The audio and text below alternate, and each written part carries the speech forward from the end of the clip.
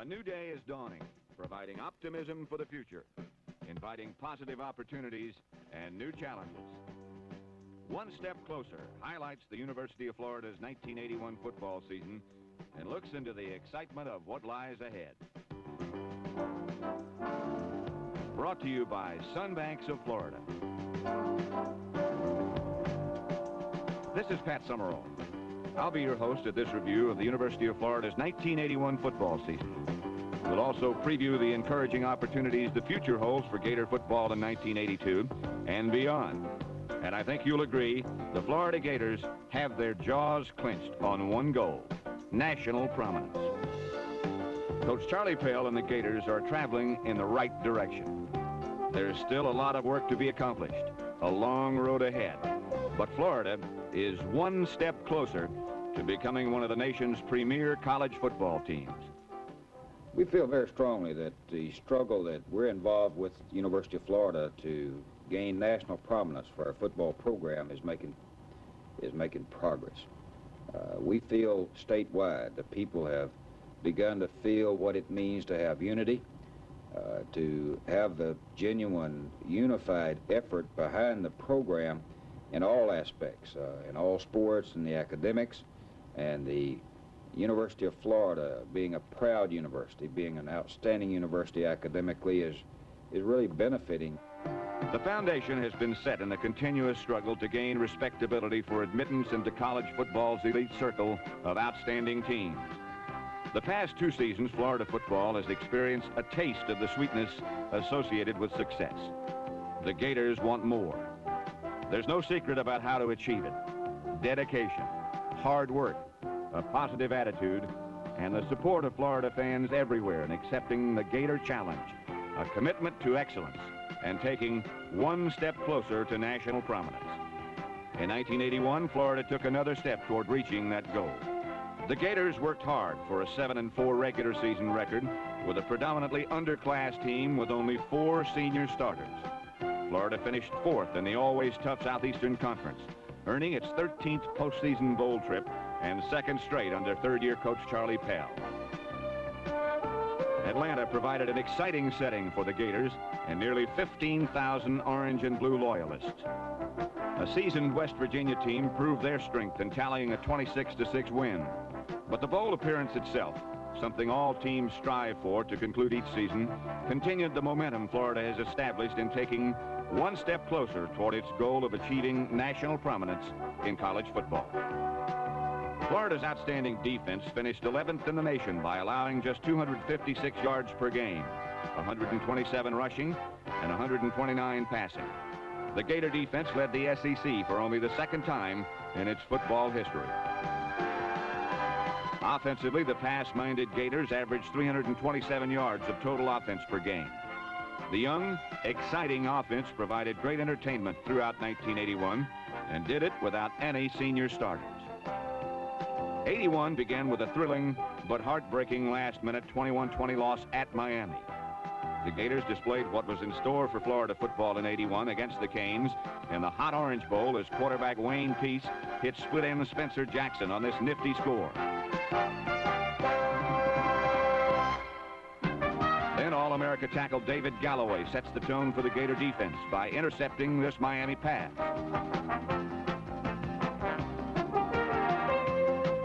And hard-running James Jones drives in for the Gator score. Junior Bruce Vaughn, who tied for the SEC lead in pass interceptions with 5, picked off 2 against the Hurricanes. The Gators gained strength by consecutive victories against Furman and Georgia Tech. Then Mississippi State tamed Florida to even the Gators' record at 2-2.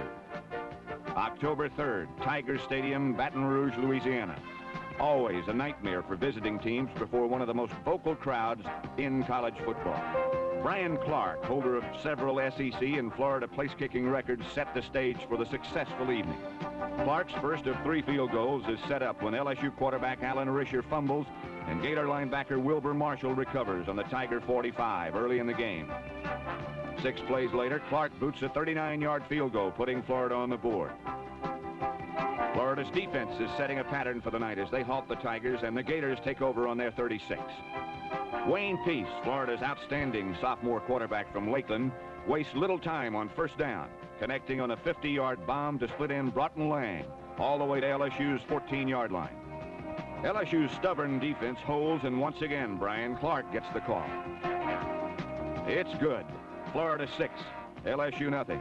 Just under 6 minutes left in the quarter. The dominating Florida defense was superb and totally frustrated LSU. The Tigers are forced to punt. Ivory Curry takes the ball on the Gator 28, and his fancy footwork puts Florida in excellent field position at LSU's 46.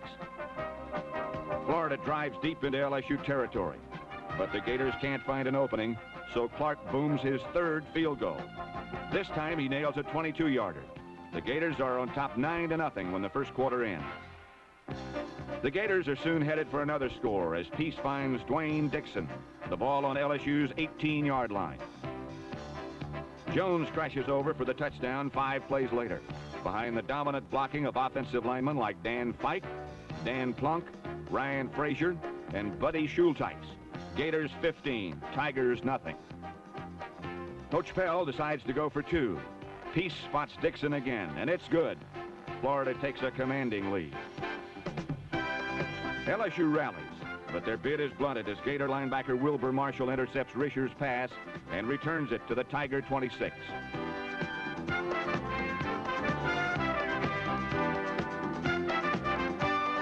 All SEC fullback James Jones does most of the damage on a 23-yard gain to LSU's 1-yard line.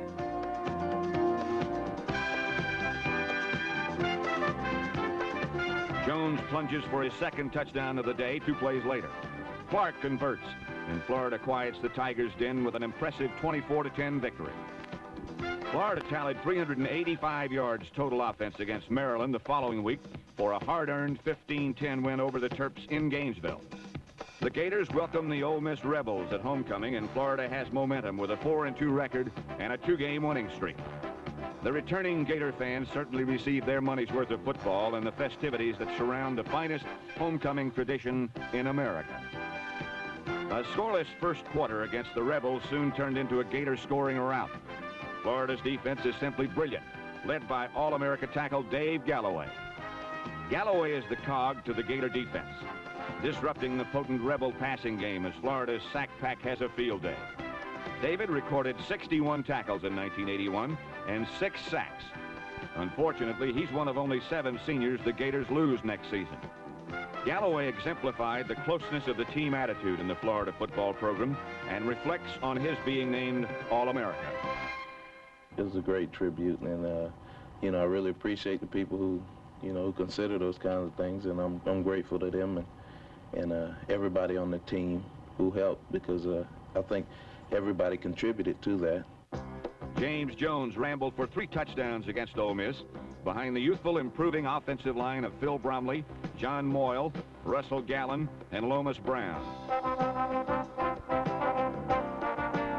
Lorenzo Hampton, a promising running back who has been hampered by injuries, shows his potential on this 14-yard score against the Rebels. Wayne Peace was 13 of 23 in passing, including this 18-yarder to Mike Malarkey, setting up another Florida score. The Gators piled up nearly 400 yards total offense. Yes, it was a festive day for everybody in Gator country.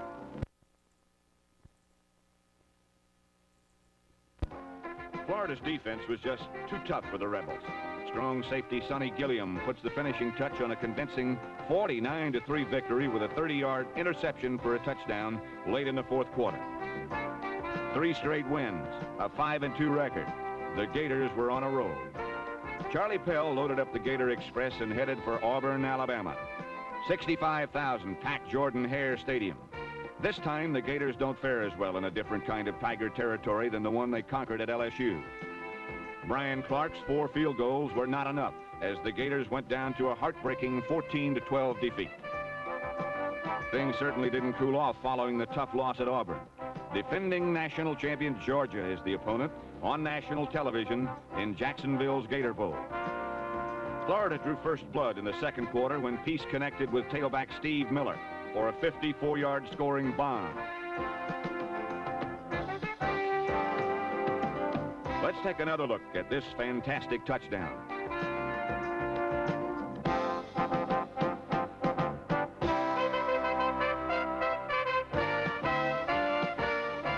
Clark's conversion was good, and the Gators had a 7-0 lead. The Bulldogs are pinned deep in their own territory. The Gators' fired-up defense forces a fumble on first down, and Galloway recovers. Florida's offense converts the turnover as Jones plunges over from the 1 on fourth down, giving Florida a 14-0 edge following Clark's extra point, and the Gators are ecstatic. Florida leads 14-7 at halftime in an outstanding rematch for over 68,000 in Jacksonville and millions of television viewers. A pair of Bulldog scores make it 2014 as Peace goes to work. He spots tight end Chris Faulkner for 27 yards.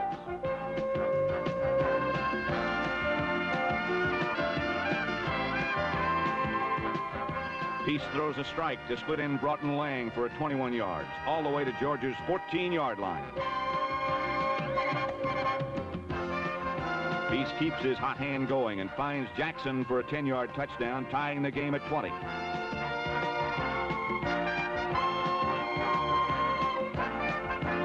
Clark has never missed an extra point, and this crucial attempt isn't about to break the string. Florida 21, Georgia 20 in the final quarter. Georgia demonstrated why it was making a serious run for another national title by scoring with 2 minutes remaining for a hard-earned win. It was the second straight year Florida lost to Georgia in the final moments of the game, but demonstrated it was one step closer.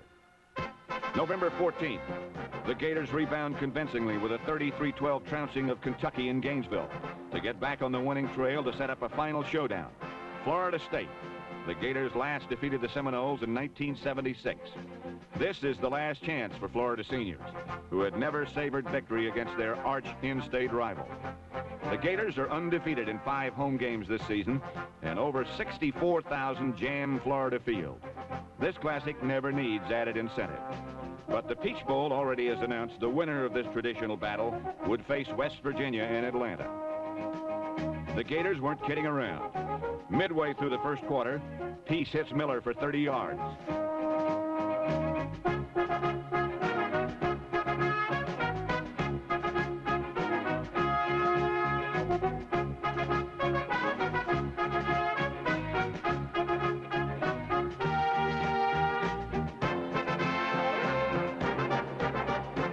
Peace to Jones for 10.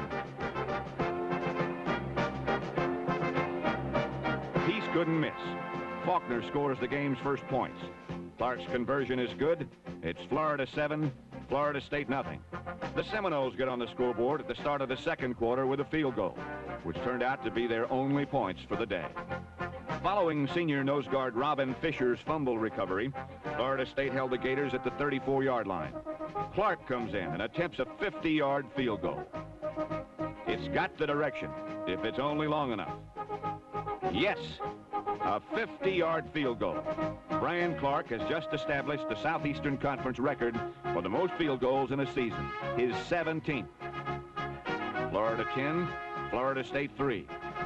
Florida gets the ball back with 54 seconds in the half. Peace calmly hits Jackson for 13 yards. Dixon is Peace's next target, 16 yards.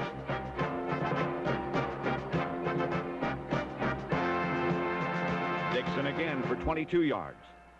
13 seconds remain on the clock. Clark tries a 41-yard field goal, and it's good again. The Gators take a 13-3 halftime lead to the locker room.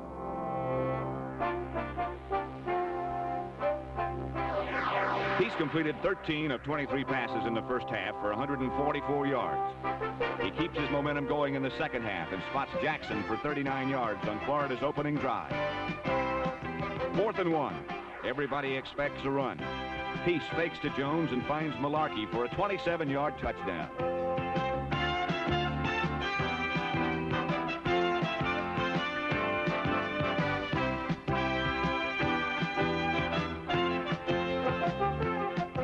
Jones added 2 points to make it Florida 21, Florida State 3. The Gator defense continues to intimidate the Seminoles. Galloway recovers at Florida State's 34-yard line. Peace needs only 3 plays to capitalize on a turnover.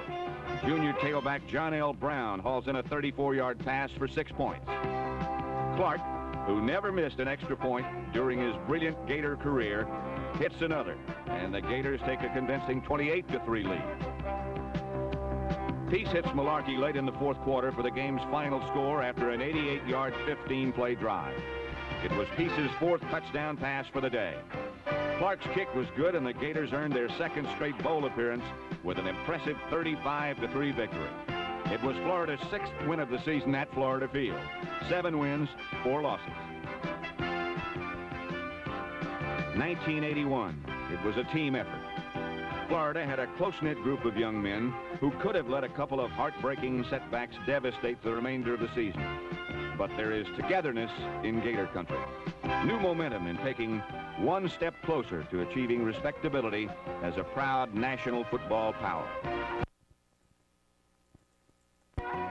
It's difficult to single out individuals on a team-oriented football team, but there were individuals recognized for their outstanding seasons. David Galloway, All-Southeastern Conference, All-America. He was amazing in 4 seasons, but especially in 1981. The Tampa senior will be missed tremendously in 1982. Brian Clark, All-SEC, Florida's top scorer of the past 3 seasons. A career 62 of 62 extra points, 43 of 63 field goals. The Sarasota senior leaves another key role to fill in 1982. He expressed his feelings about the 1981 team on behalf of the 7 seniors.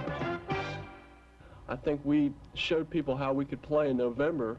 The real test of our season is in November, and how we played in November, I think, was a credit to this team. And we played our best football then. And that has to show how the character and the quality of this team and these football players on this team. And I've never been so proud to be associated with a group as I have with this 1981 team. James Jones, fullback, All-SEC. The Pompano Beach junior will be a major leader in 1982.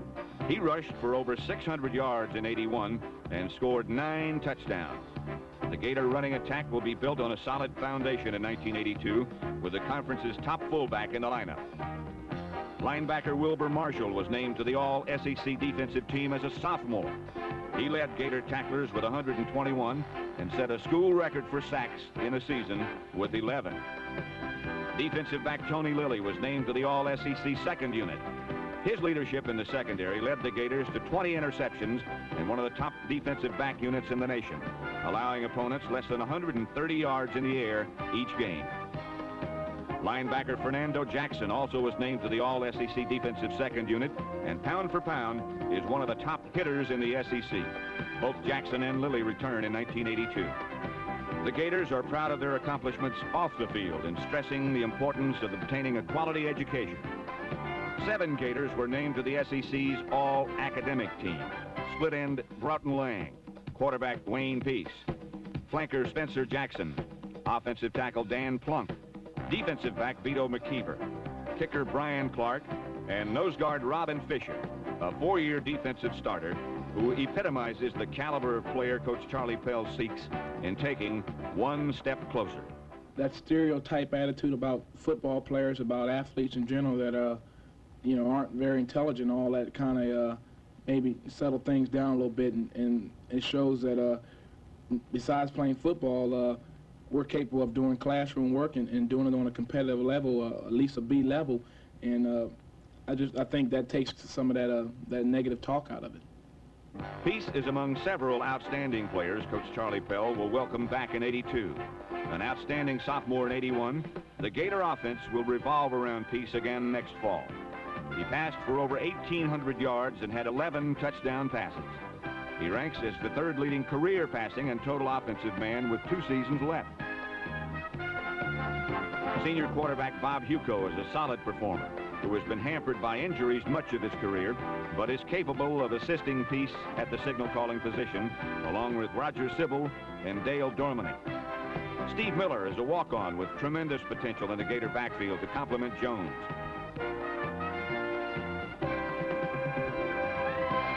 Tight end Mike Malarkey, over 250 receiving yards and 2 touchdowns. Chris Faulkner, All-SEC tight end in 1980. Although hampered by injuries in 81, the Gators look for big things from him in 82. Senior Tyrone Young, handicapped by injuries most of the 1981 season, hopefully will return to his 1980 form.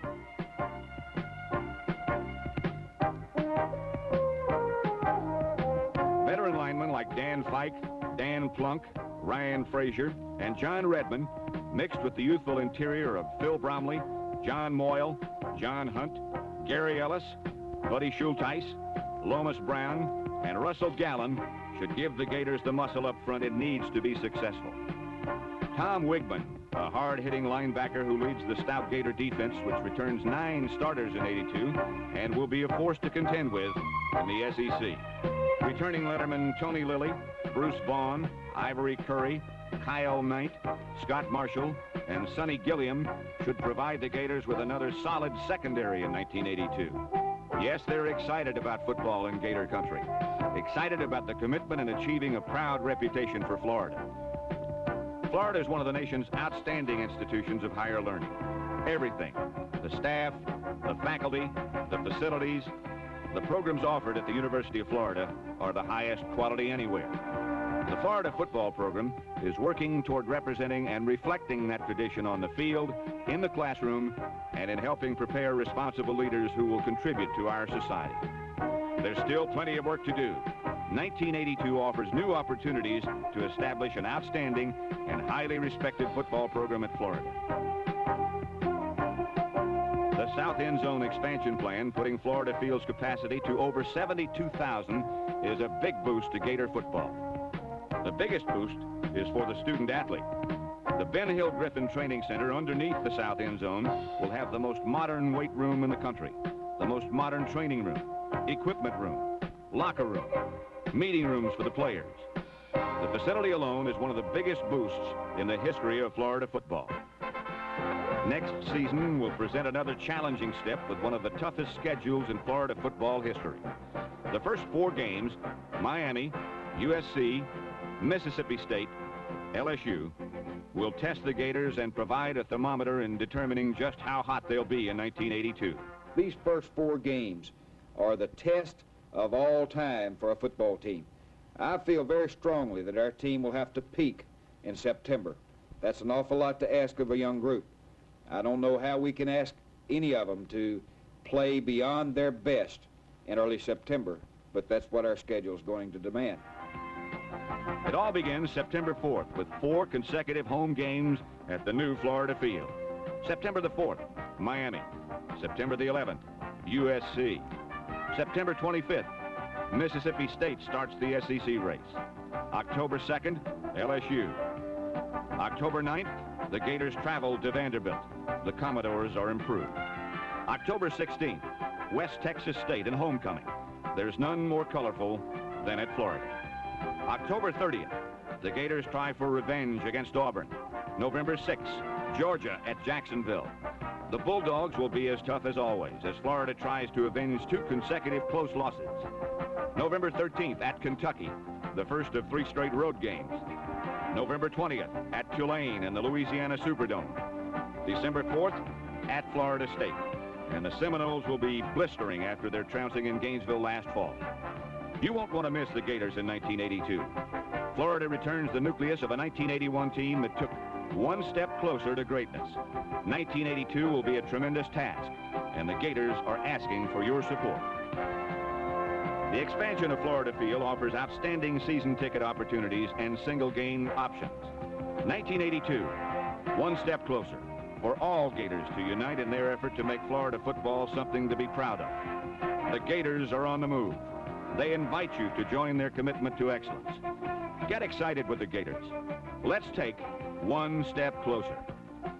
On behalf of the 1981 football team and coaching staff, I want to say a very special thanks to Sunbanks for their support of the Florida football program and for their sponsorship of this highlight film. 1 Step Closer has been brought to you by the friendly people at the Sunbanks of Florida. I'm Pat Summerall. Thank you for joining us for this look at the University of Florida football program.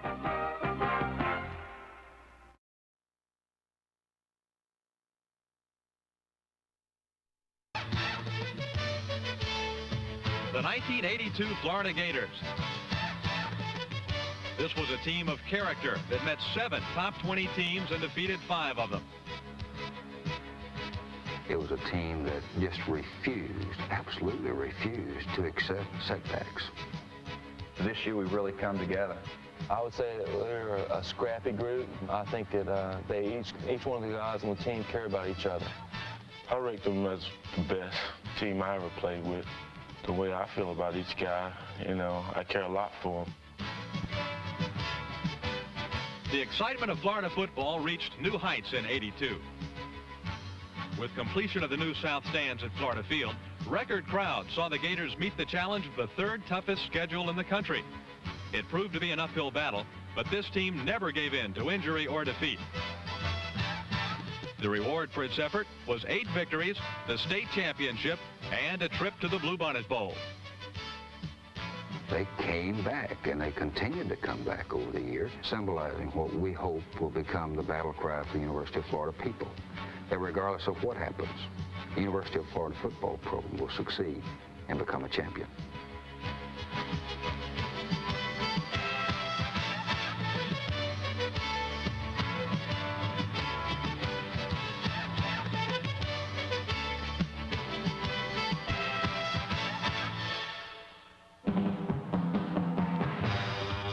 September 4th, 1982, the Gators opened their season against 15th-ranked Miami at Florida Field. It was to be the first of 3 home games in a row against nationally ranked competition. On the game's first series, the Hurricanes drove to the Florida 1-yard line before linebacker Val Brown pounced on a loose ball and ended the threat. The biggest concern of Gator defenders that day was Miami's Heisman Trophy candidate, quarterback Jim Kelly. If he could be stopped, the Hurricane offensive threat would be neutralized, giving Florida's own offense and gifted passer Wayne Peace an opportunity to shine in the sun. An interception by junior free safety Tony Lilly was just the kind of confidence builder the Gators needed.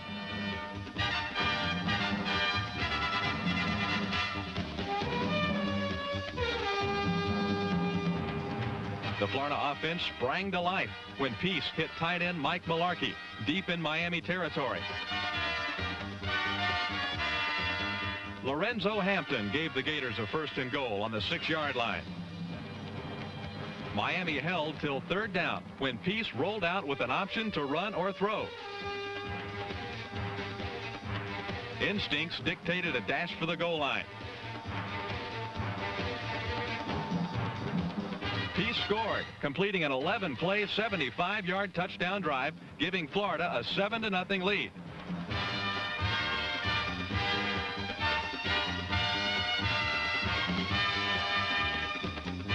When Miami tied the score, Jim Gainey responded with a 38-yard field goal with just 9 seconds left in the first half to give Florida a big lift as the teams headed for their locker room.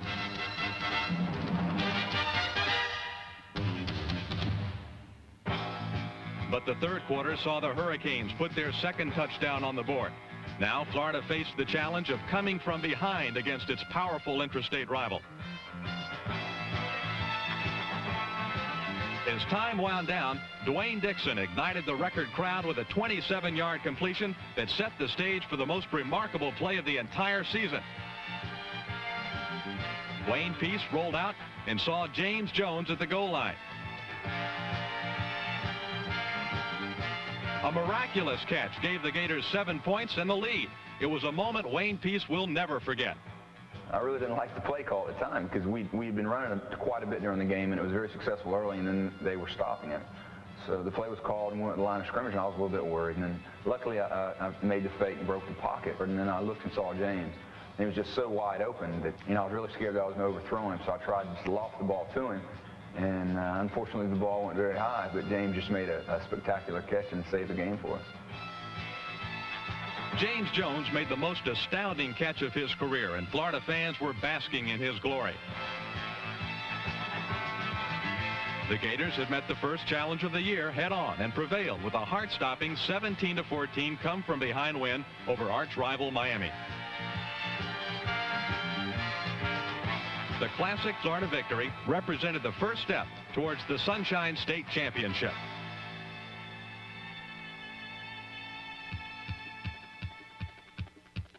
The following week, history was made as the University of Southern California came to Florida for the first game ever between the two schools.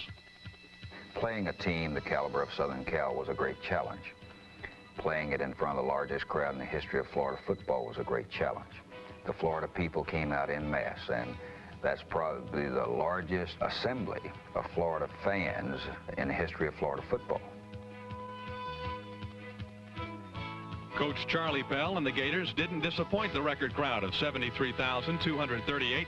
They came out ready to play for the second week in a row. The intensity displayed by nose guard Tim Newton set the tone for the entire defensive unit. Hard hitting was the order of the day, and it took a heavy toll on the Trojans. When Southern Cal muffed a snap, Ricky Williams gobbled up the loose ball.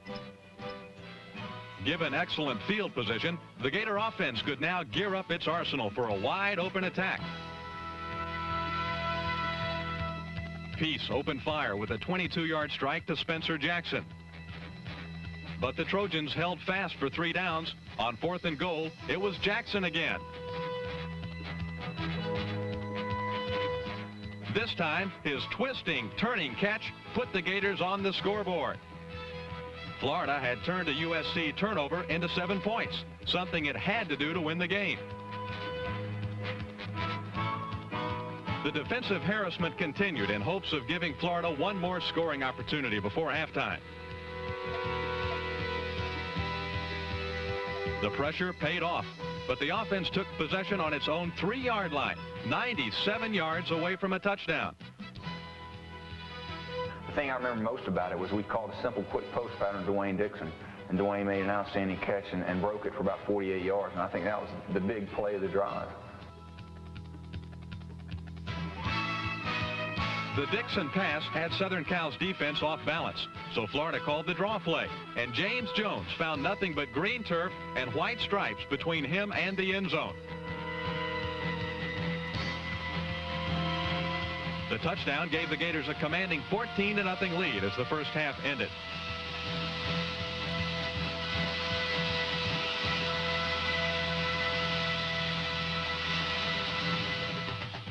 In the second half, Wilbur Marshall and the Florida defense knew their mission was to keep the Trojans out of the end zone.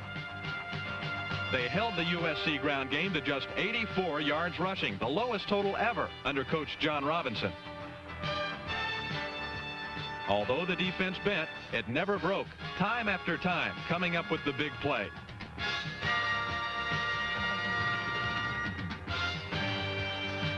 When the game ended, it still seemed like a dream. But the Florida Gators had defeated Southern Cal 17-9 in front of the largest crowd in Florida history. Gator fans will long remember this day in September of 1982, one of the greatest moments in Florida football history.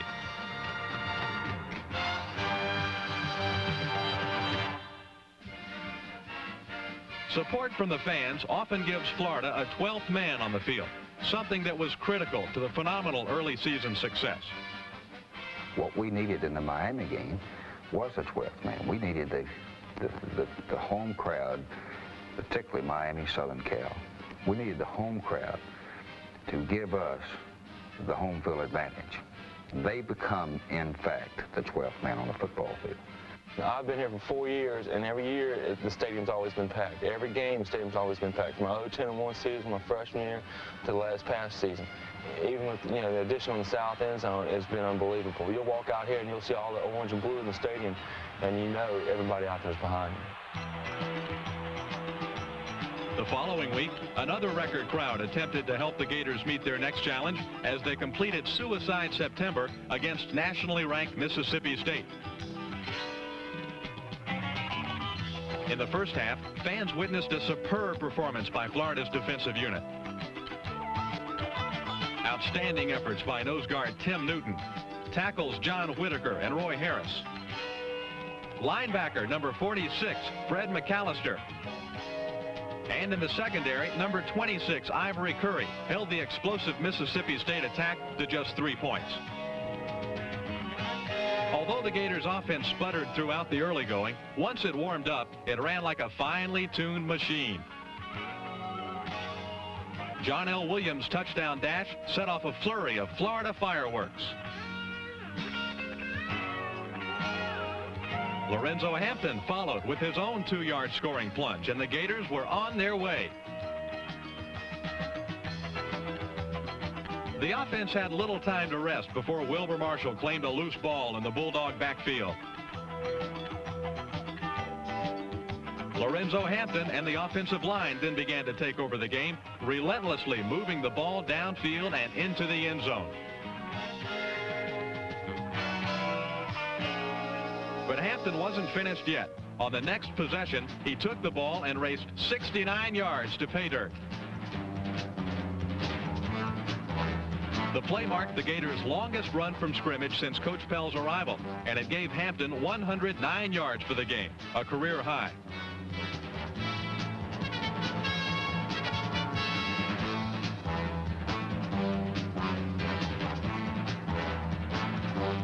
The Gators triumphed 27-17 and had completed the toughest start in school history undefeated.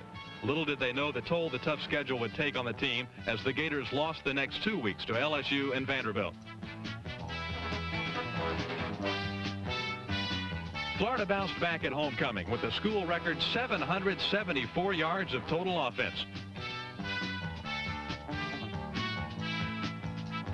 The 77-14 trouncing of West Texas State showed alumni and fans alike the Gators were primed for the stretch run through the heart of their schedule.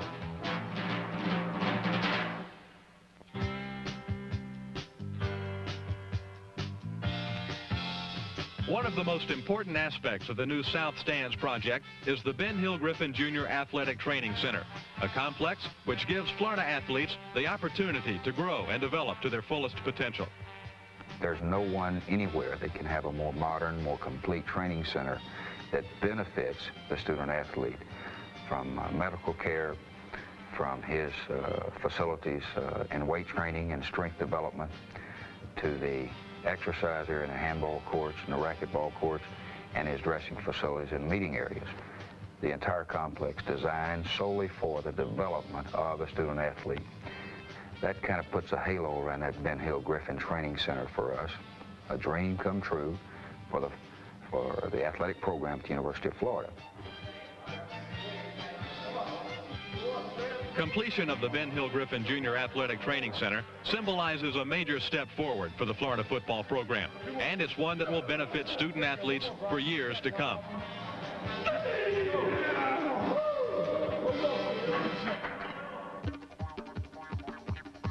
While Gator fans prepared for the Auburn game outside the stadium, inside, Coach Pell and the team quietly collected their thoughts, reflecting on the week of study and preparation for the league-leading Tigers.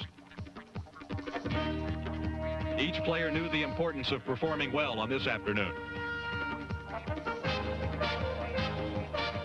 After a scoreless first quarter, NCAA record-breaking quarterback Wayne Peace took control, completing 4 out of 4 passes and a 61-yard scoring drive.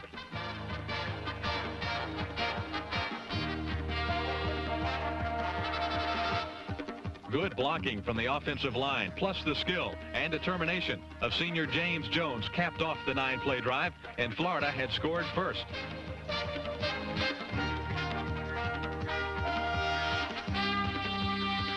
The Gators got a break when a bad Auburn handoff was recovered by John Whitaker. The turnover converted into 3 more Florida points when Jim Gainey kicked an 18-yard field goal. When Auburn came back, turning the game into a carbon copy of last season's dogfight, Dwayne Dixon couldn't wait to get his hands on the football. Finally, Wayne Peace hit Dixon for a 20-yard gain, which breathed life into the Gator fans. In the fourth quarter, Florida battled Auburn and the clock. A 39-yard field goal with 2:51 left pulled the Gators to within 1 point. On the ensuing kickoff, the Gators called for an onside kick.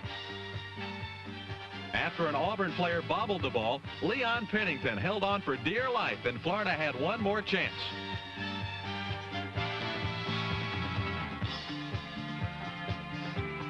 As the clock ticked down to 5 seconds, Jim Gainey lined up a 42-yard field goal that could win the game. When his teammates began their celebration, Gainey waited for the official signal. The kick was good. Florida had come from behind to beat Auburn 19-17 before a record crowd of 73,532. Jim Gainey made the biggest kick of his career, and the Gators had met yet another challenge.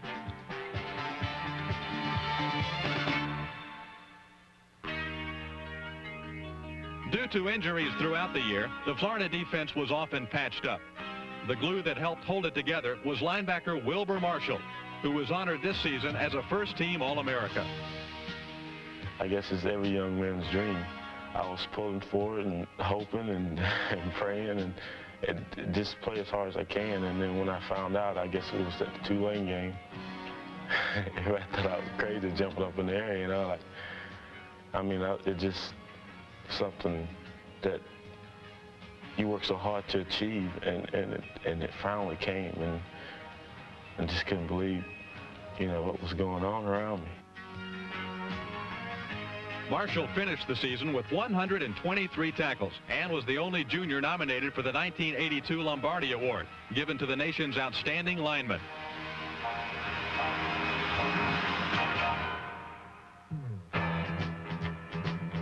A great source of satisfaction for Florida people this season was the emergence of a running game.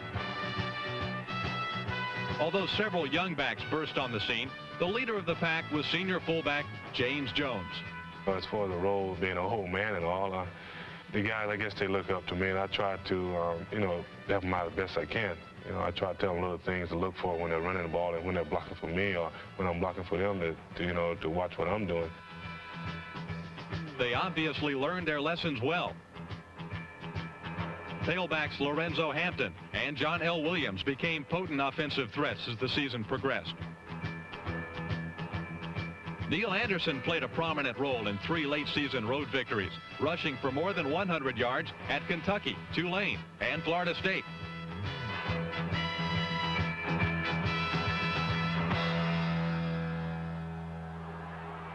December 4th, 1982, Coach Pell and the team faced their greatest challenge of the year at Florida State. A powerful team, the favored Seminoles put 10 points on the scoreboard before the Gators could get their offense in gear. Falling behind could have signaled the end of Florida's hopes, but the Gators kept hitting and never gave up, although losing both starting defensive tackles early in the game.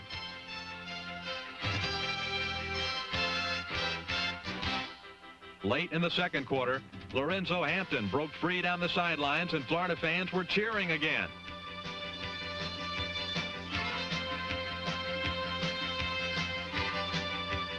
Then, backup quarterback Bob Yuko, who had entered the game just moments before, took the ball around left end, turned downfield, and headed for the goal line.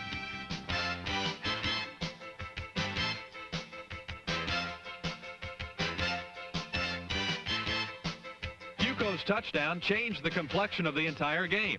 After almost being out of it early, the Gators were just 3 points down at halftime.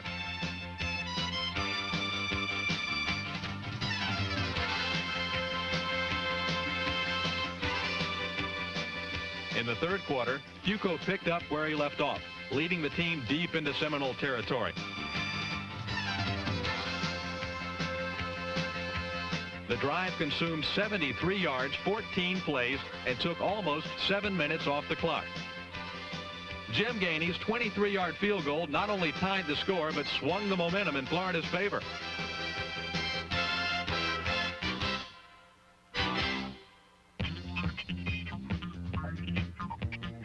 By the fourth quarter, the Gators' offensive front, consisting of Dan Fike, John Hunt, John Redmond, Buddy Schulteis, and Lomas Brown, had taken complete control of the line of scrimmage.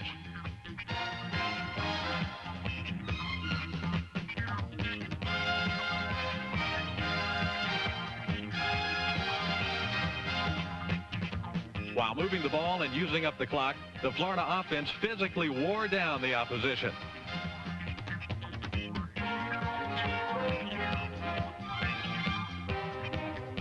A pass interference penalty took the Gators to the Seminole 1-yard line, but the defense tightened, bringing on Florida's field goal unit. Jim Gainey faced a pressure-packed kick.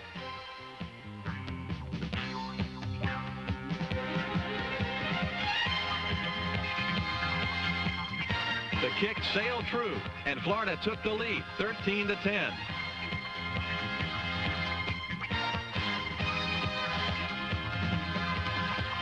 All that remained was to stop the Seminoles' last gasp.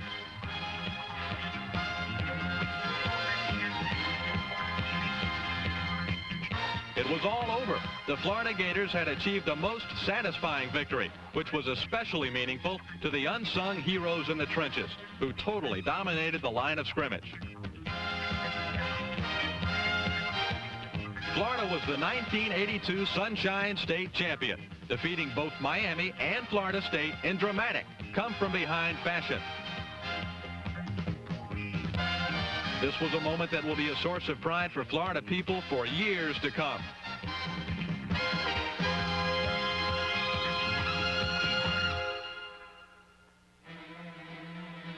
The team's reward for its fine 8-3 season was a trip to the Bluebonnet Bowl. The game against nationally ranked Arkansas showcased the talents of Florida receiver Dwayne Dixon, who broke a bowl record with 3 touchdown catches. So most of the routes were designed so that you find an open spot, and I just happened to find a couple of open spots, and Bob Huco, he did a great job quarterbacking in that game, and we got a couple of touchdowns off of it. Postseason play has become a habit for the Gators, as this was their 3rd consecutive bowl appearance under Coach Pell.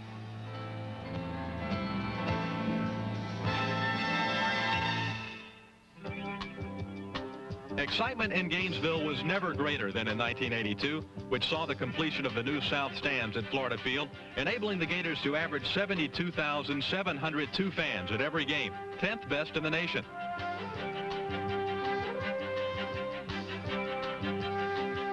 The Gators began the year facing a situation that required them to reach their physical and emotional peak the first week of the season and sustain it through one of the toughest schedules in their history. They met the challenge of Suicide September, they overcame injuries and regrouped to defeat Auburn. Then mounted a late-season effort that resulted in a dramatic victory at Florida State, ending the year by capturing the Sunshine State Championship and a berth in the Bluebonnet Bowl.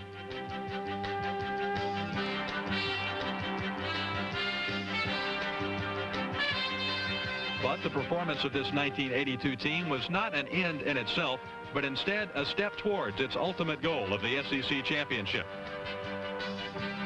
The goal of the championship is a matter of taking the stair step one at a time. We have made those many, many steps forward toward that championship, and we will make many more. It can't be said enough times. It can't be said to enough people. It can't be repeated enough times by the strong, loyal Florida people.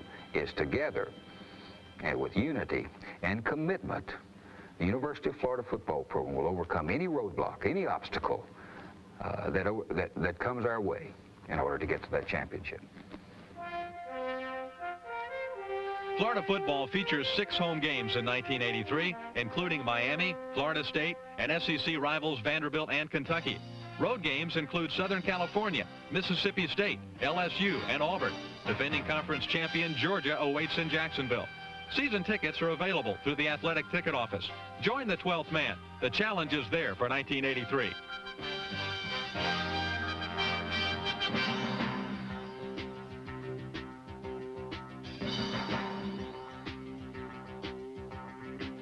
On behalf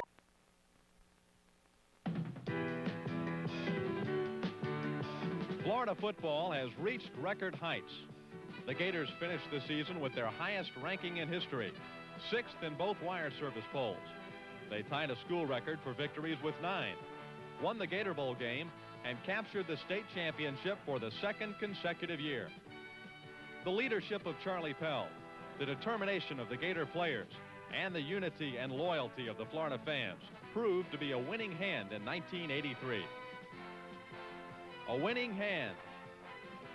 Florida football, 1983. Brought to you by Sun Banks of Florida. Support for the Gators in 1983 was overwhelming. Season ticket sales hit a record 58,600, the highest figure ever for a sports team in the state of Florida. The Gators once again finished in the nation's top 10 in home attendance, averaging almost 73,000 fans per game. In 1983, the Gators faced 5 bowl teams and 3 of the final 5 top-rated teams in America. Final Southeastern Conference statistics show the Gators near the top of the league in most categories. Despite facing some of the nation's finest passing attacks, the Gator defense led the conference in pass defense. The Gators were second in the league in total defense, total offense, and first in net punting. Balance was the byword of this outstanding football team. Saturday's individual heroes were plentiful, but the 1983 Gators were successful because they were a team, eager to be as good as they could possibly be. The end result was the greatest season in Florida football history. Winning the state championship over 2 great teams in the state, Miami and Florida State, was a great achievement. And it was done through a strong commitment, then finishing number 6 in the nation, which no Florida team had ever done in the history of football. It really kept a great career for our senior class and probably established more precedents for excellence than any other factor of our program. Excellence in the Gator program was obvious from the very beginning. Game 1, Florida Field. Record crowd of nearly 74,000. A ferocious Florida defense showed early it had come to play. Miami's first possession, Hurricanes complete a pass, but Gator safety Tony Lilly, one of Florida's heavy hitters, hammers the Hurricane receiver. Florida recovers the fumble. Quarterback Wayne Peace goes to work. 3 plays later, he finds sophomore Joe Henderson for the score. Peace was a model of efficiency, connecting on 18 of 32 passes for 2 touchdowns and no interceptions. Peace and Henderson hook up again. This play, a mirror image of their earlier scoring connection.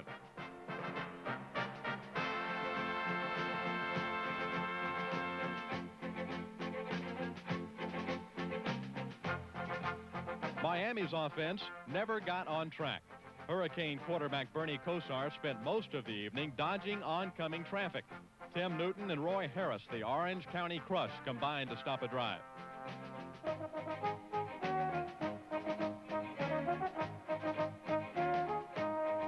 Strong safety Randy Clark, an outstanding open field tackler, comes up with the big play. And when the Hurricanes went to the air, all Southeastern Conference safety Tony Lilly played it like a center fielder, making the interception.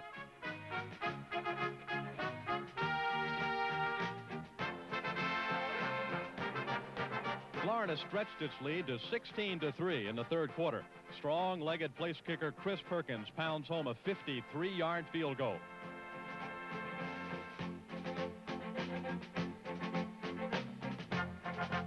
The Gator scoreboard lights up again with a touchdown and a Bobby Raymond field goal.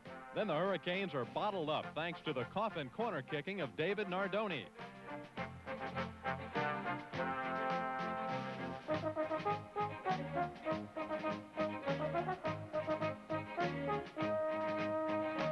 Florida defensive domination continues.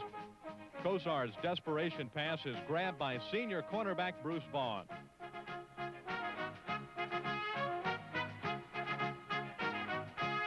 Then sophomore Greg Cleveland and junior Tim Newton dropped the Miami quarterback for a loss.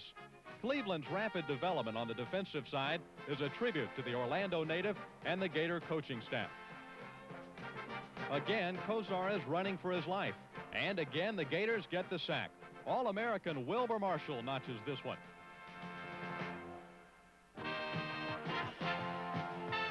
Senior cornerback Vito McKeever puts the icing on a sweet victory with a brilliant interception.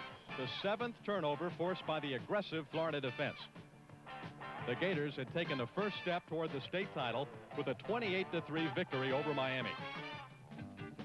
The Gators captured the second half of the state championship on the final Saturday of the season. Another record crowd, plus a national television audience, saw the Gators totally dominate Florida State. As against Miami, the stout Gator defense forced 7 turnovers. The offense scored on 11 of 14 possessions. It was a tremendous effort. The stage for the rout was set early. The Gator offense gets moving on a 38-yard pass play from Peace to speedy freshman Ricky Natil.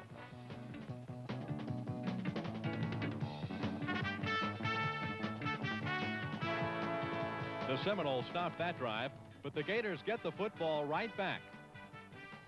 An open field runner means search and destroy for Wilbur Marshall. Marshall makes a bone-jarring tackle, and the Gators have their first turnover.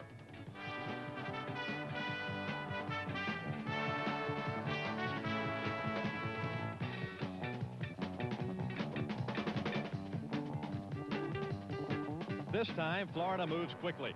Neil Anderson follows the blocking of all SEC center Phil Bromley, tackles Lomas Brown and Scott Trimble, guards John Hunt and Buddy Schulteis. Then, Peace takes it in for the touchdown. The Gators' scoring spree is underway. Moments later, almost a carbon copy of the first Florida State turnover, a Seminole running back in the open field. Marshall quickly on the scene, jars the ball loose again. Greg Cleveland recovers. Junior Bobby Raymond followed with a field goal. The Gators led 10-0. It was a great day for the entire Florida defense. A Marshall interception set up another score. Peace keeps his cool on the busted play, carries it in for his second touchdown of the day. It's 26 Florida. The Gator defense was magnificent all afternoon long as sophomore cornerback Ricky Eastman picks off a Seminole pass and forces yet another turnover.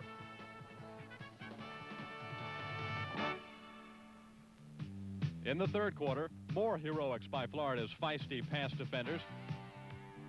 Senior Bruce Vaughn gets his second interception of the day. This one sets up another Bobby Raymond field goal.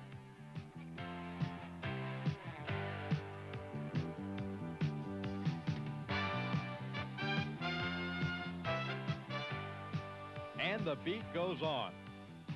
On the Gators' next possession, junior Lorenzo Hampton sweeps right, follows his blocking. The Seminoles are unable to capture the elusive prey. Hampton goes 48 yards for the touchdown.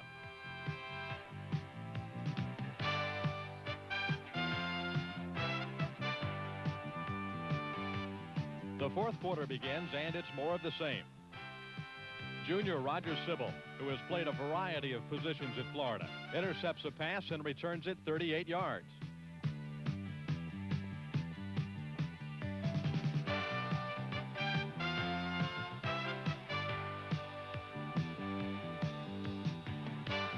That sets up Bobby Raymond's record-breaking 6th field goal of the day.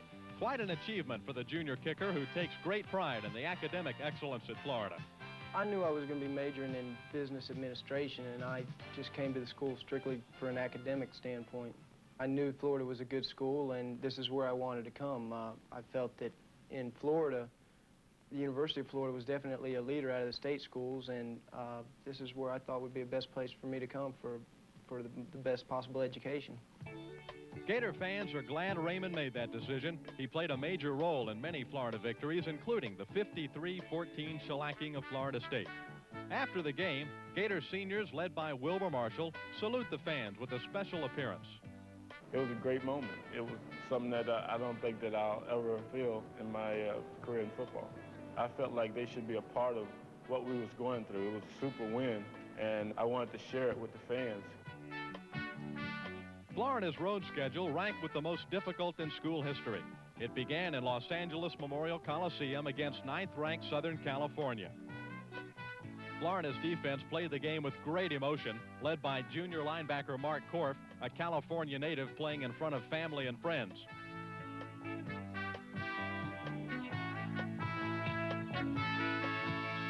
The Gator offense gets moving in the third quarter. Lorenzo Hampton follows excellent blocking for a 20-yard gain.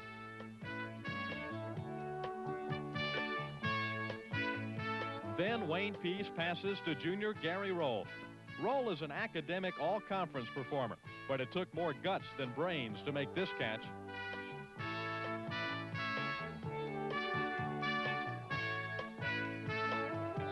Sophomore John L. Williams makes his first appearance of the season. The shifty fullback hauls in a Peace pass for 20 yards.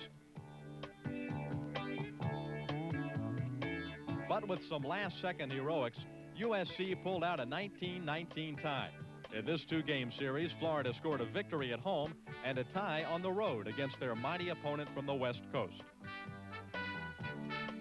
Unbeaten Mississippi State is the next Gator foe. Florida travels to Starkville for the first time in over 30 years. The Bulldogs jump to a 6-0 lead, but that's when Florida's defense takes control. Alonzo Johnson and Roy Harris sack the quarterback for an 8-yard loss. It was still 6-0 late in the half when Peace catches State in a blitz, threads the needle to his favorite target, Dwayne Dixon. The Peace-Dixon combination gives the Gators a 7-6 halftime lead. Wayne and I had a closeness. When we first came here, we hit it right off. We compete against each other, but, in a friendly way and, try to make each other better. And as the years went on, my freshman year, he and I just became so close, and we knew what each other expected from each other. The Gators went into the fourth quarter against Mississippi State holding a slim 14-12 lead, but the lid was about to blow. A scoring drive is capped off as Peace flips a pass to B. Lang in the end zone. The Gators seemed to get stronger as the warm September afternoon wore on. Fullback John L. Williams makes one of the season's most unbelievable runs. He breaks through the line of scrimmage, cuts to his right, and breaks 8 tackles en route to a 70-yard touchdown run. The Gators had finally broken the game wide open.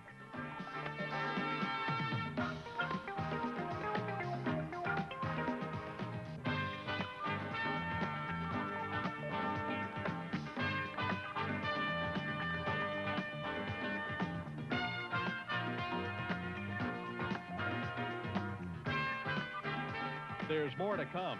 On the Bulldogs' first play after Williams' great run, quarterback John Bond is back to throw, but this time the receiver wears white. Gators senior Randy Clark intercepts the pass.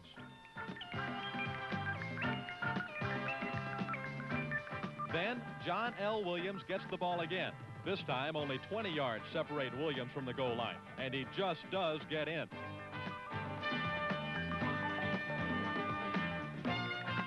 The Gators score an impressive 35-12 win over Mississippi State. Florida moves on to Tiger Stadium, Baton Rouge, Louisiana, to face the tough LSU Tigers.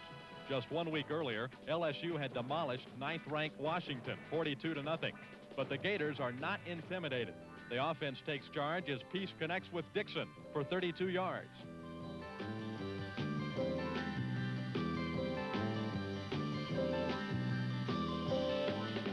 Moments later, Neil Anderson bursts into the end zone to put Florida in front.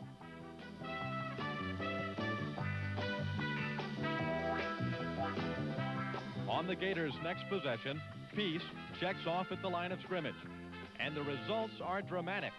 Lorenzo Hampton is wide open over the middle. He heads for the sideline, then walks a tightrope for the touchdown.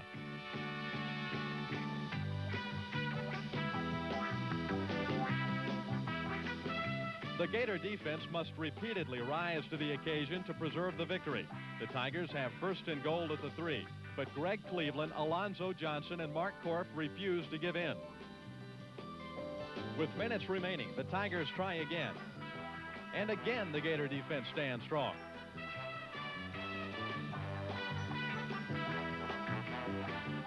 The goal line stand is complete when Wilbur Marshall makes a leaping interception at the 5-yard line.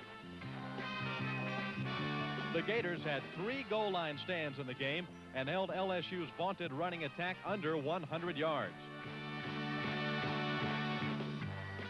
Then the play that broke the Tigers' back. Sophomore Neil Anderson explodes through the line and dashes 76 yards for the touchdown.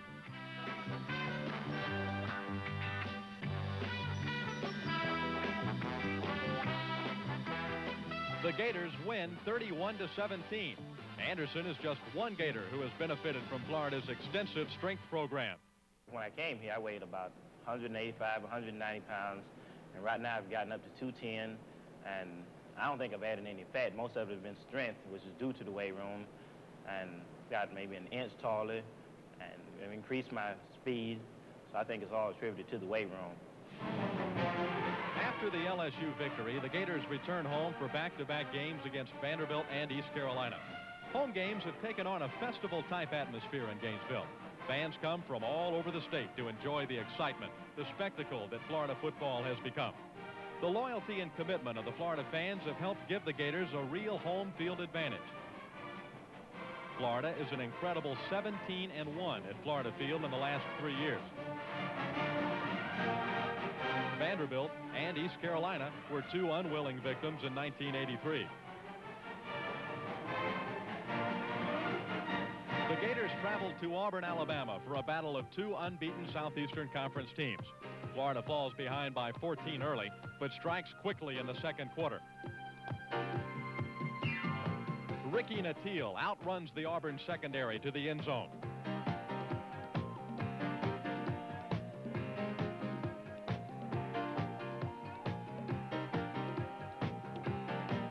The Gator defense was tested time after time by Auburn's explosive offense. Linebacker Mark Korf responds with a third-quarter interception. Then Korf shows the speed of a halfback on the return.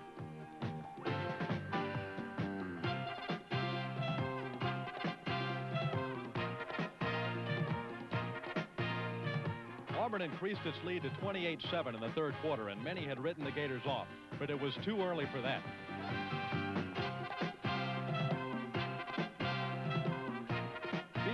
Makes a circus catch at Auburn's 3-yard line to set up a touchdown. And the Gators score again on the brilliant Peace to Dixon combination. Time runs out on Florida's valiant comeback attempt. The Tigers win 28-21, but the Gator effort was impressive.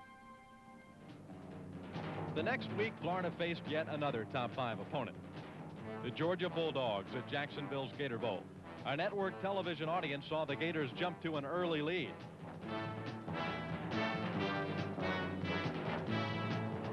Wayne Peace connects with Lorenzo Hampton for 50 yards.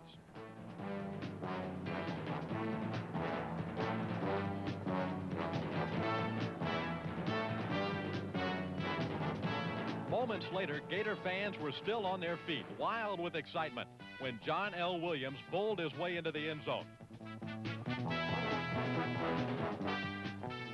But 6 points never made the scoreboard. The play had been blown dead at the 1, and the Gators settled for a Bobby Raymond field goal. The Gators got a defensive lift when Bruce Vaughn anticipated a Georgia pass and makes the interception.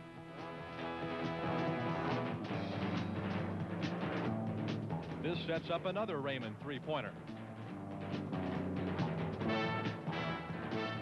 The great punting of Ray Criswell kept the Bulldogs bottled up all day.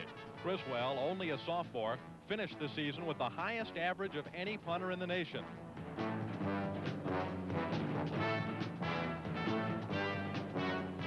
Following an interception at their 1-yard line, the Bulldogs drove 99 yards for the winning score in a hard-fought football rivalry.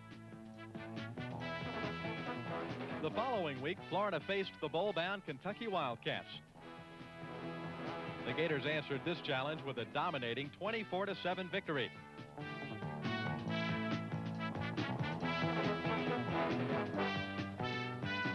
The win earned Florida a trip to the Gator Bowl, the 4th consecutive postseason bid for Charlie Pell's Gators. It was a bitter, cold night in Jacksonville for the Gator Bowl. The 11th-ranked Gators and the 10th-ranked Iowa Hawkeyes were set to battle for national honors. The Hawkeyes were moving the football when senior Tony Lilly stepped in with an interception.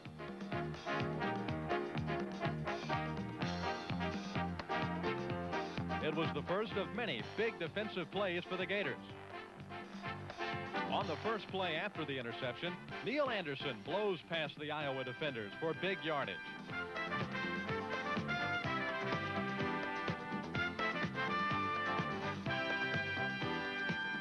The Gators scored their first touchdown moments later on a sweep by Anderson. Iowa quarterback Chuck Long was the leading passer in the Big Ten, but on this night, he'd met his match in the aggressive Gator defenders, led by Wilbur Marshall, who finished his college career with an outstanding performance. With Iowa forced to punt from its own end zone, the Gators are poised to take advantage of a Hawkeye mistake.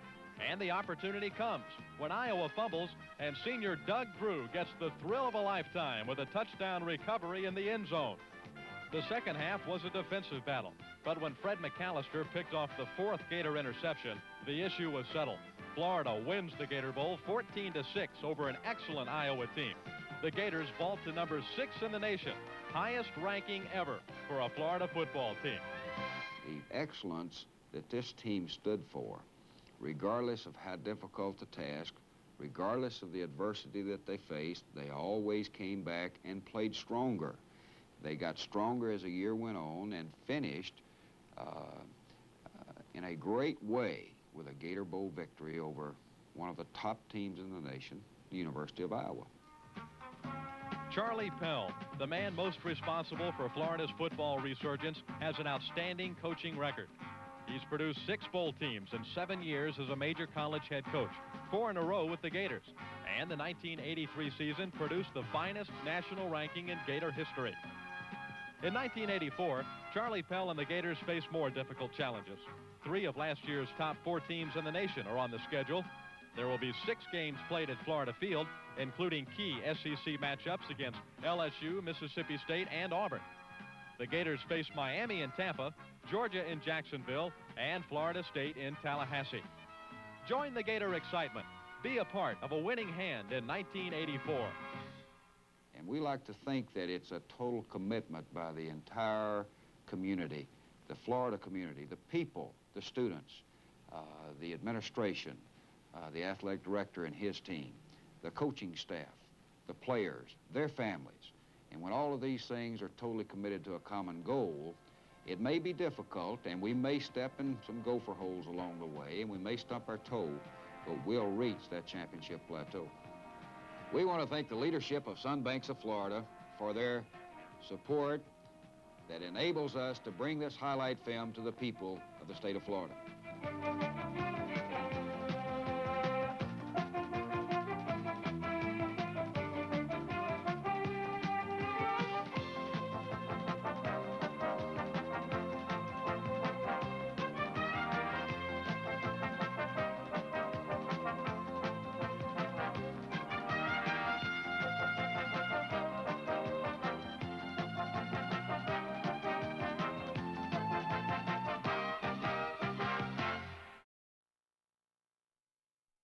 Two receivers right. Kerwin Bell fakes a handoff, sets to throw, drills it deep downfield. It's caught at the 4-yard line. The Teal spins into the end zone. Touchdown. And off to John L. to the 30. Williams bolts to the 25. Broke the tackle 20. Williams 15, 10, 5. Touchdown. Bell looks to throw.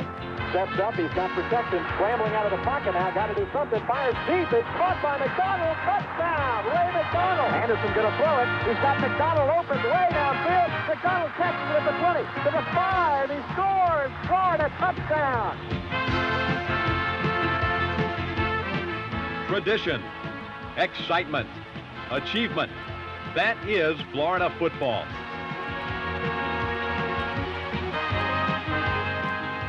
In 1985, the Gators soared to heights never before realized. A #1 ranking, the best 2-year record in the rugged Southeastern Conference, and the only team in all of college football to finish among the top 5 both the past 2 years.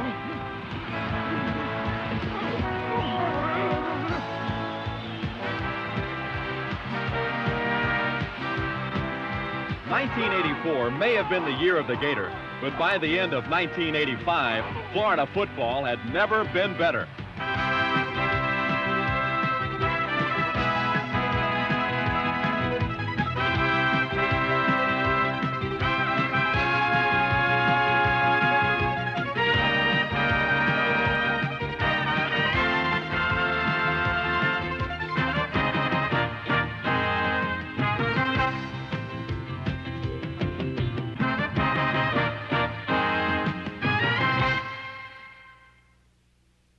I'm David Steele with Galen Hall.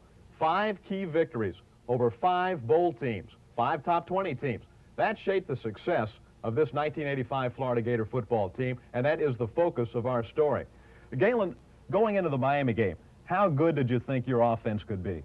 Going into the game, I knew we'd be a young, inexperienced offensive line. The year before, we lost probably the best offensive line that ever played college football. I thought the strengths of our offensive football team were John L. Williams, Neil Anderson coming back, 2 of the best backs in the same backfield in the nation. Our quarterback, Kerwin Bell, coming off a fine freshman year. I thought Kerwin would play well, and we had outstanding receivers. I felt going into this Miami game that we would be tested by a very good defensive football team. Hopefully we could give Kerwin the protection he needed and we could throw the ball on him. The protection was there, and Kerwin Bell did the rest, slicing through Miami's secondary with 4 touchdown passes. Receivers like Ricky Natile and John L. Williams provided the sophomore quarterback with experienced targets.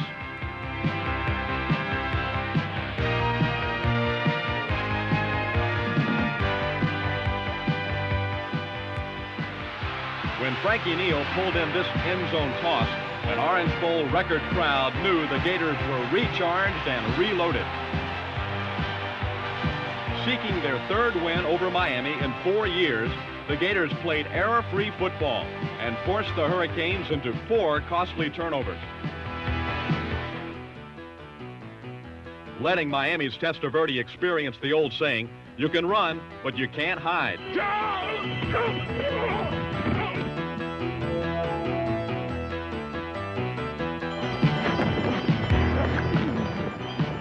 It was typical Florida-Miami football, with statewide bragging rights awarded the winner.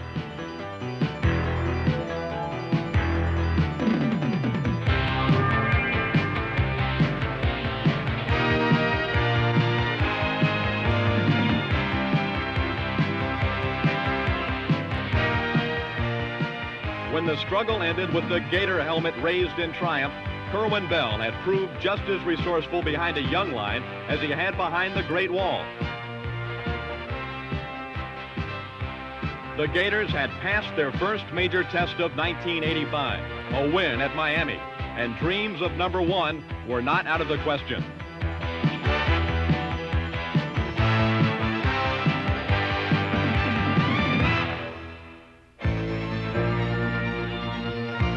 Following a tie with Rutgers and an 83-yard Bell to Natile bond that highlighted a win over Mississippi State, the Gators ventured into the teeth of their SEC schedule.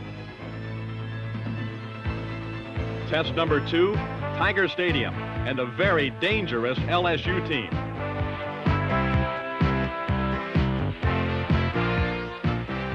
This would be a night Neil Anderson would long remember, for in one of the great play calls of 1985, Neil Anderson and Galen Hall threw a surprise at the LSU Tigers. We had been running a lot of sweeps in the game, and we had been having quite a bit of success with them. And then on the sideline, the coaches decided that a halfback option might not be a bad play. And as soon as we started to play, I took the pitch from Kerwin. Ray McDonald faked a block on the defensive back, and he thought it was a sweep. And the defensive back came up, and Ray just went past him, and he was wide open. And I threw it up, and Ray ran under it. It was 6 points from there. On the same night Neil Anderson completed his first collegiate pass, he also became Florida's all-time career rushing leader.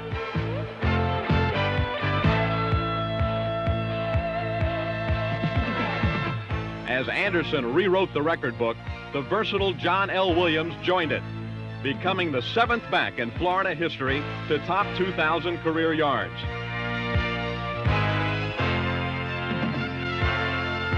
Despite the headlines blazed by Anderson and Williams, it was the defense that really put a cage around the LSU Tiger.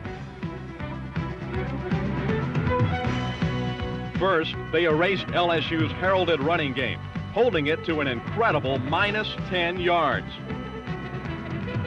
Then they zeroed in on the quarterback, who fell 6 times to some fired-up Gators hungry for Tiger meat.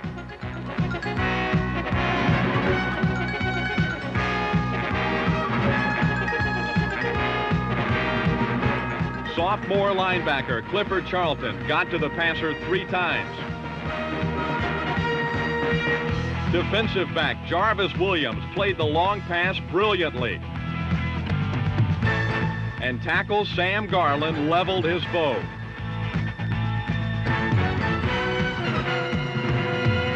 So dominant were the Gators that LSU never crossed the Florida 34-yard line the entire game.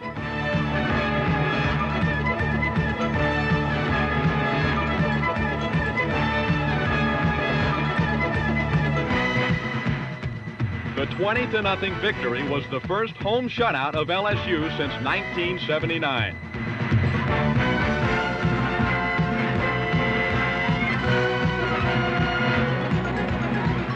After 4 games, the Gators were unbeaten and boasted the 7th best total defense in college football. Galen, the defense played about as good as a defense can play against LSU. What makes this Florida Gator defense click? I said all along that I thought the strength of this football team would be our defense, and I think the way they played against LSU, holding them to minus 10 yards rushing, is truly a tribute to our defense. A lot of great players. Alonzo Johnson, an All-American outside linebacker. Pat Miller, outside linebacker. Leon Pennington, inside linebacker. Alonzo Mitz, a tackle. Curtis Stacy, a cornerback. I think these seniors led our defense. We pride our defense on quickness and speed, and I think that was very evident against LSU. Programs, Tennessee programs. Unbeaten Tennessee would be the next important test for the maturing Gator defense, and the largest crowd in Florida field history would welcome their team back to sunny Gainesville.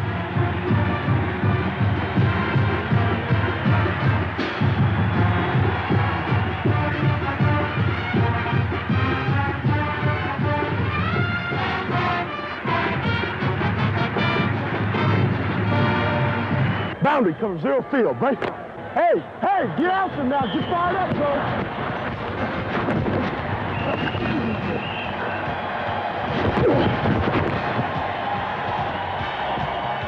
Against these high-voltage volunteers, linebacker Scott Armstrong knew the game plan.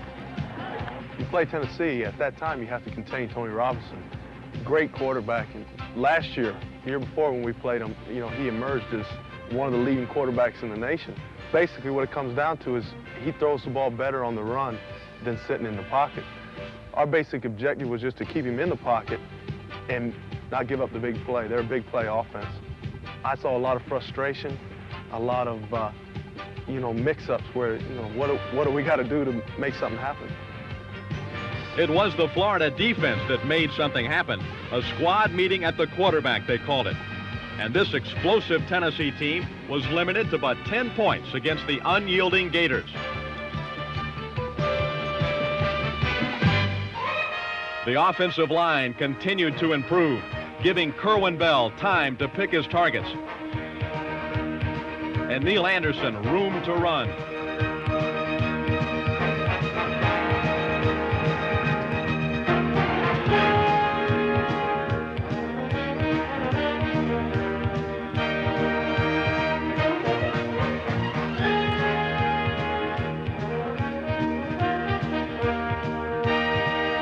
Anderson would finish the crucial showdown with 160 yards and a pair of touchdowns.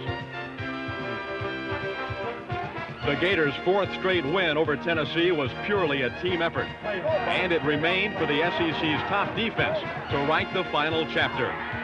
3 times late in the game the Vols threatened, and 3 times the Gators stiffened and met the challenge.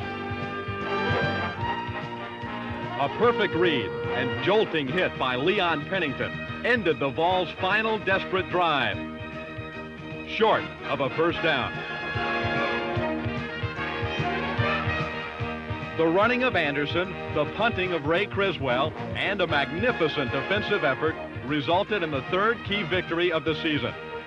The stunning win over the eventual Sugar Bowl champions was Tennessee's only loss of 1985.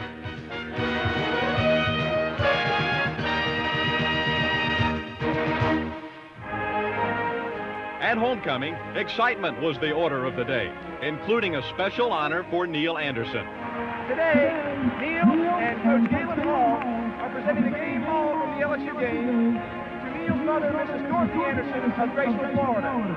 Congratulations, Neil, the leading runner in Florida Gator history.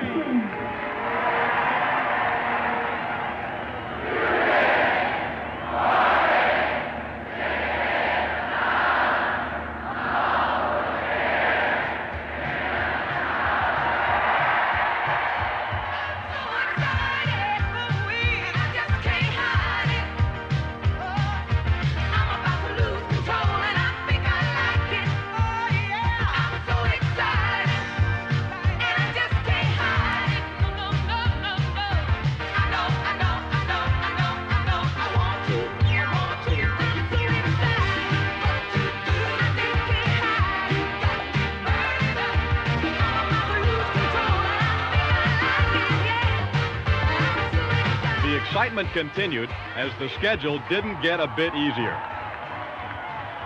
When the Gators traveled to Auburn, Galen Hall knew Florida had not won there in 10 years. Auburn carried a 13-game home winning streak and was ranked number 6 in the nation.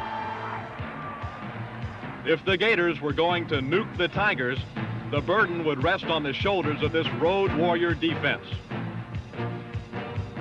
Their job contained the nation's leading runner, confuse and disrupt college football's top rushing offense,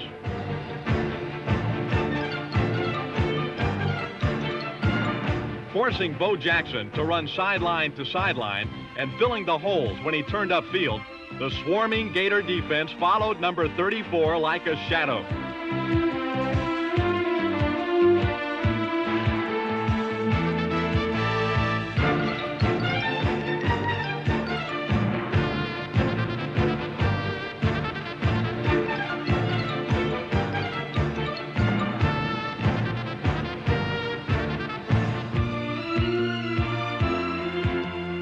Florida limited the Heisman Trophy winner to 48 yards, his lowest output of the season.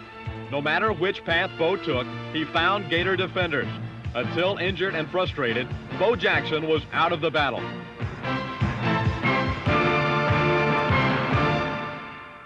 With Jackson no longer a factor, the Gators turned to their offense and 4 key plays.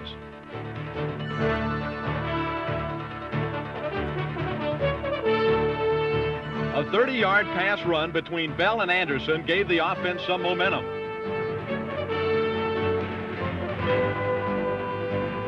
And a Bell to Ray McDonald picture-perfect toss gave it some points.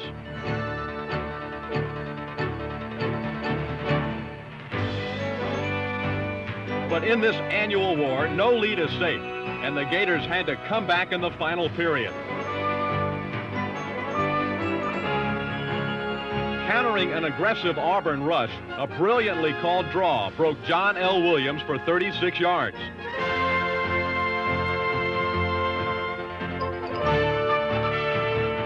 It was the game's turning point, as it set up one of the biggest touchdowns of the 1985 season. Florida Gators at the Auburn 8-yard line. Auburn leads 10-7.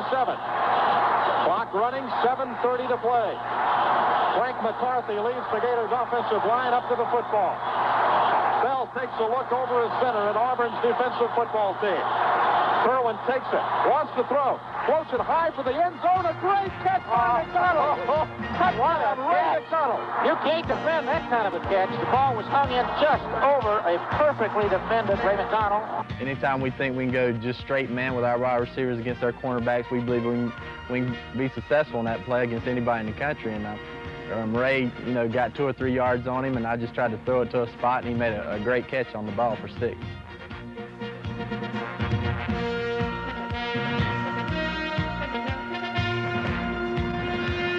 Florida took a 4-point lead on a catch McDonald called one of the best he's ever made.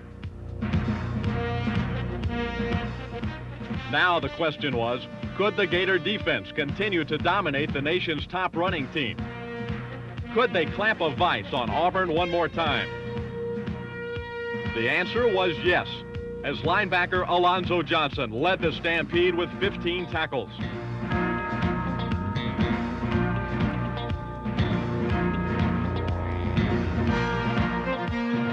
The Florida defense had done it again, preserving a 14-10 victory, which elevated the Gators to a #1 ranking for the first time in the school's history.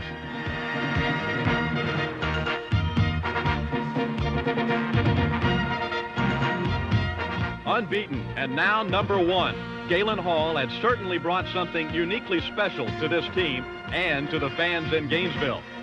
My eyes have seen the glory of the Gator, Galen Hall. He is trampling out the opponents one by one. We watch them fall. He has loosed his faithful team on the rest of the SEC. His string goes marching on. Coach Hall's kind of pulled everything together. He's a real relaxed man. He instills a confidence in you that no other coach that I've had has done.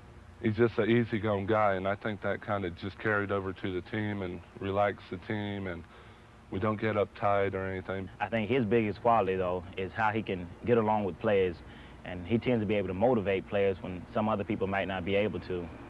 Galen, how do you motivate these young men who play football for the University of Florida?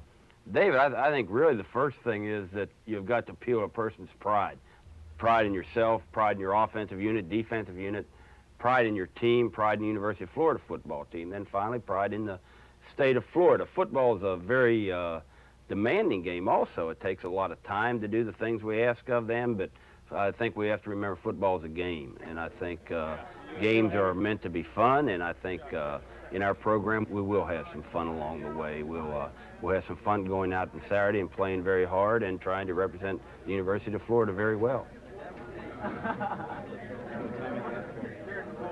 After the Auburn game, the Gators were ranked #1 in the nation, then lost the next week to Georgia, but bounced back with a win over Kentucky, driving the length of the field in the final moments and kicking the field goal to win the game. 24 seconds left, and the outcome rests on the shoulders of junior Jeff Dawson. It's going to be spotted at the 10. A 20-yard attempt. Criswell puts it down. Dawson kicks it up. Yes! Yes! It's good! Following the great comeback against Kentucky, the Gators hosted 12th-ranked Florida State in another of those rivalries that ignite an autumn afternoon. It was a day to honor the seniors.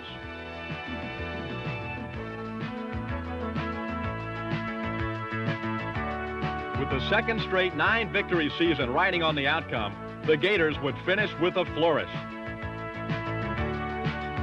Led by All-American Jeff Zimmerman, offensive lineman David Williams, Jack Gerzina, Sam Garland, Greg Cleveland, Jimmy Davis, and Frank McCarthy would play their finest game of the year.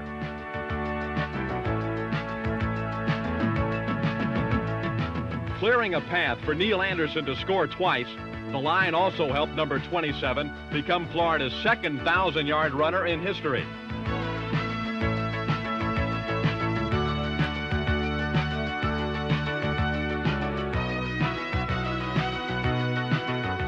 On defense, Galen's Gators responded to their coach's fire. Two-time All-American Alonzo Johnson seemed to live in State's backfield,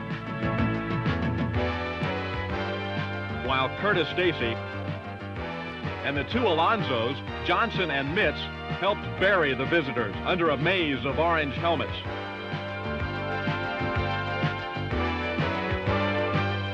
On the road to celebrating their 5th straight victory over the Seminoles, the Gators forced 6 turnovers, including this interception by Vernell Brown that set up one of the year's most exciting plays. Watch Bell fake a reverse to McDonald that totally confused State secondary, leaving Ricky Natile without a Seminole anywhere near him.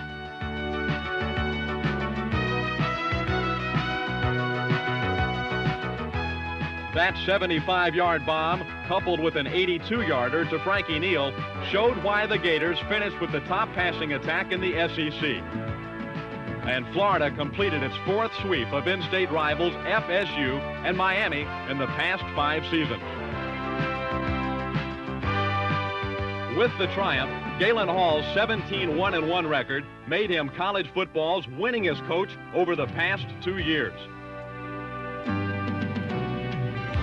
Following the dominating 38-14 victory over Florida State, Gator fans called back the seniors for one last hurrah.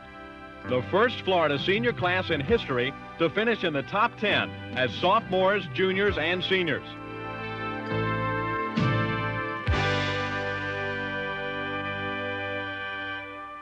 Galen, what were the major accomplishments of this team? At the beginning of the season, we set some goals for ourselves to be the highest ranked team we possibly could. We reached that goal after the Auburn game held of the week, but I still feel we're a very highly ranked football team. We had some short-range goals of games, the Miami game, the LSU, the Tennessee game, but probably the biggest goal of all was to be the best football team in our conference, and we finished with a 5-1 record. We defeated Tennessee, the other team, with a 5-1 record, so I think we reached our goals this past season. Very, very proud of this football team, and we're looking forward to next year and continuing the same success that we had this past season. As Gator fans continue to pack Florida Field, they will see a 1986 defense led by second-team all-conference selections Jarvis and Keith Williams, along with veterans Adrian White, Clifford Charlton, Scott Armstrong, Arthur White, and Jeff Roth. On offense, All-American Jeff Zimmerman and All-Conference David Williams lead an experienced offensive line. And wide receiver Ricky Natile will team with All-American and Heisman Trophy candidate Kerwin Bell at quarterback.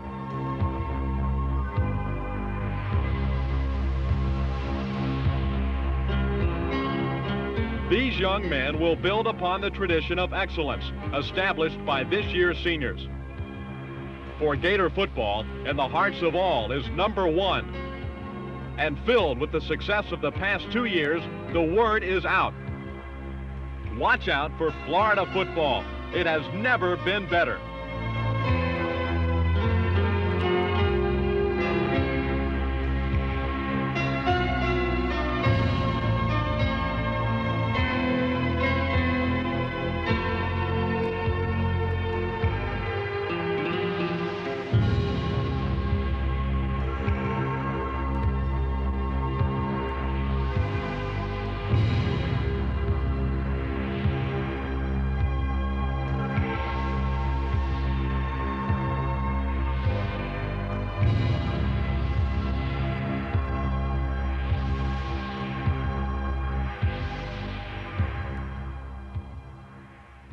It's a great year for the Florida football team this season. I'd like to thank Sunbank for all their help in producing this film about the 1985 Gator football team.